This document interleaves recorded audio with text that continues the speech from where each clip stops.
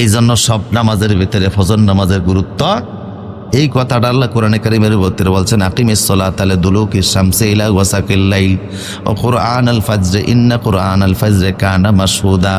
ফেরেশতারা ফজরের সময় আসে, এরা তোমাদের এই কাজের সাক্ষী হয়। দৈনিক তোমার আমল নামাটা আল্লাহর কাছে রিপোর্ট আকারে দেখানো হয়, যদিও ফলাফল কিন্তু এখন দেওয়া হবে না।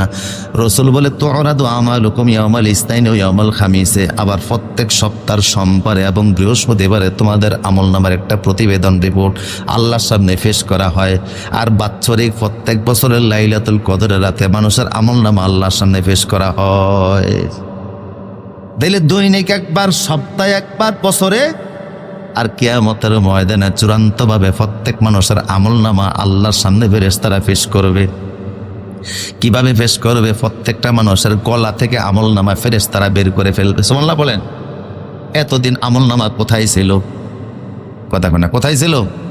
মানুষ মরে গেল আমল নামা আল্লাহ গলা থেকে সরান না।